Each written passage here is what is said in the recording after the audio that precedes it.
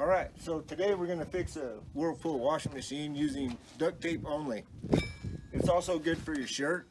If you have a little small hole, keep the Copenhagen from falling out. There you go, put it in there. So we're already doing our tests on it. We've already done the one back. You can hear the little thing beeping and all. Highly annoying stuff. And then you go two back.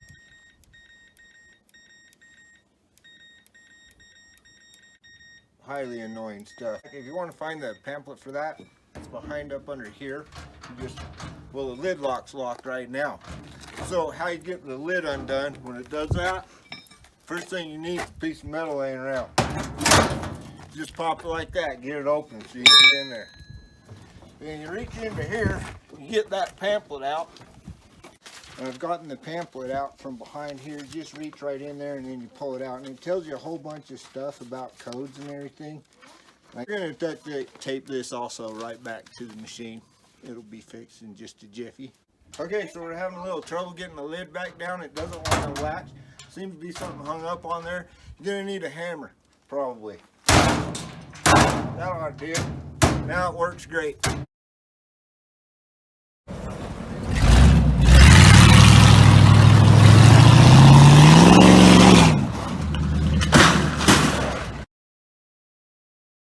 Okay, so what happened was the strap broke, but we got a pretty good square knot tied in it right now, and we got it secured back onto the vehicle.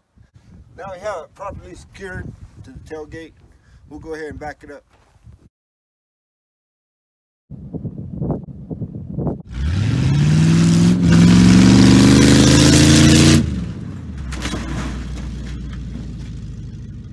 Okay, so we found the problem. It's a little dirty for sure, but if you can come on up here, we're gonna have to get this nut off inside here, and we're gonna get the right wrench and take this nut off and remove this, and then we're gonna take some other stuff so we can get the drum out. Okay.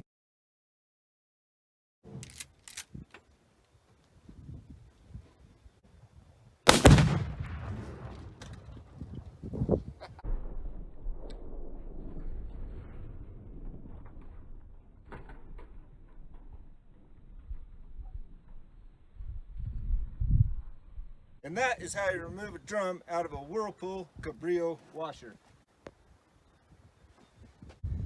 So we got the pulley off, and we have all of our electrical parts here ready to work on.